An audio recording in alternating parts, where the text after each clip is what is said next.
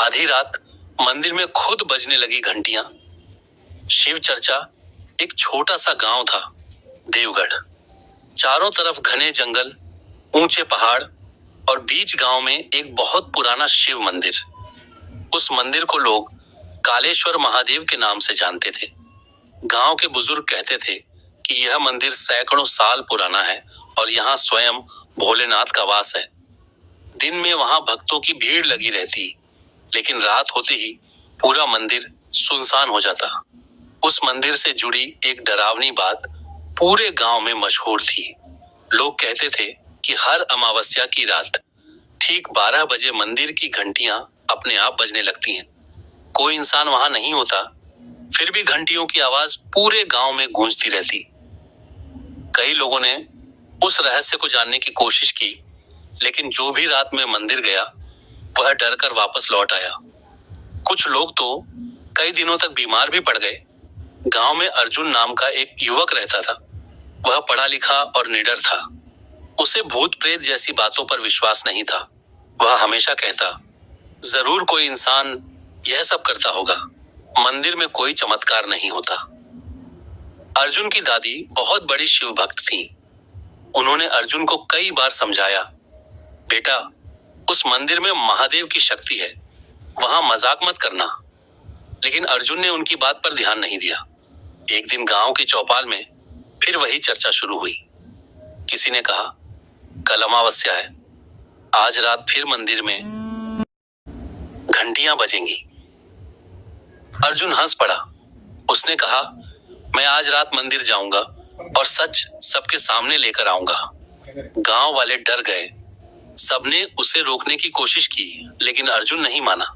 रात धीरे धीरे गहरी होने लगी। आसमान में काले बादल छा गए। तेज हवा चलने लगी। गांव के लोग अपने घरों में दरवाजे बंद करके बैठ गए। अर्जुन हाथ में लालटेन लेकर मंदिर की ओर निकल पड़ा। रास्ता बिल्कुल सुनसान था। जंगल से अजीब अजीब आवाजें आ रही थीं, लेकिन अर्जुन बिना डरे आगे बढ़ता गया। जब वह मंदिर पहुंचा तो वहां चारों तरफ गहरा सन्नाटा था। मंदिर के बड़े दरवाजे बंद थे। अर्जुन ने घड़ी देखी। रात के ठीक 12 बजने वाले थे। अचानक टन टन टन मंदिर की घंटियां अपने आप बजने लगी। अर्जुन का दिल तेजी से धड़कने लगा।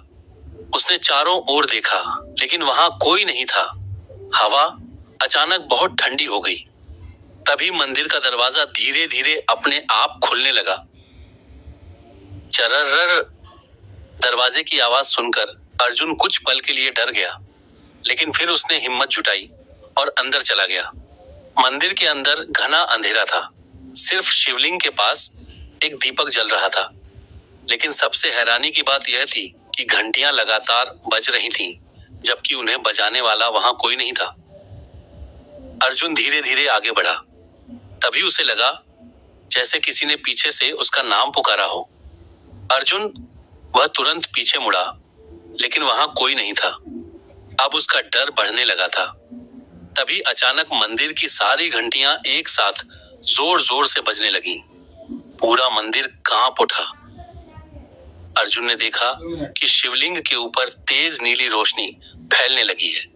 मंदिर में धुआं सा भर गया।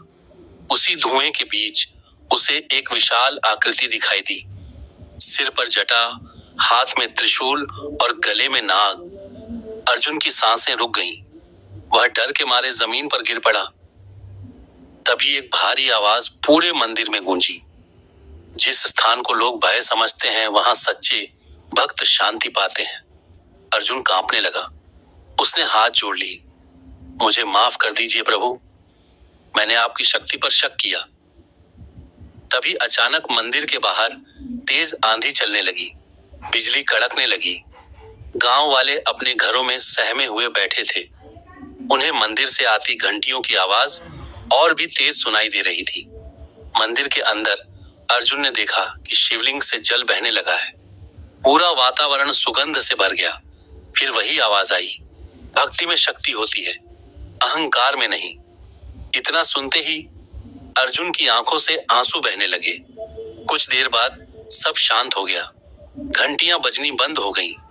मंदिर की रोशनी सामान्य हो गई। अर्जुन धीरे धीरे बाहर निकला। उसका चेहरा बदला हुआ था। अब उसके मन से सारा घमंड खत्म हो चुका था। सुबह होते ही गांव वाले मंदिर पहुंचे। उन्होंने देखा कि अर्जुन शिवलिंग के सामने बैठा ओम नमः शिवाय का जाप कर रहा है। सब लोग हैरान रह गए। गांव वालों ने पूछा, क्या हुआ था रात में? अर्जुन ने कांपती आवाज में कहा, वहां कोई भूत नहीं है, वहां स्वयं महादेव की शक्ति है। उस दिन के बाद अर्जुन पूरी तरह बदल गया। वह रोज मंदिर जाने लगा और गांव वालों की मदद करने लगा। लेकिन आज भी देवगढ़ गांव में लोग कहते हैं कि हर अमावस्या की रात मंदिर की घंटियां अपने आप बजती हैं। कुछ लोग उसे रहस्य मानते हैं, कुछ चमत्कार, लेकिन गांव के बुजुर्ग सिर्फ एक बात कहते हैं, जहां सच्ची भक्ति होती है वहां स्वयं भोले बाबा अपने भक्तों को दर्शन देते हैं। ऐसे ही और कहानी और कथा सुनने के लिए हमारे चैनल को लाइक, शेयर, फॉलो और सब्सक्राइब करें। धन्यवाद।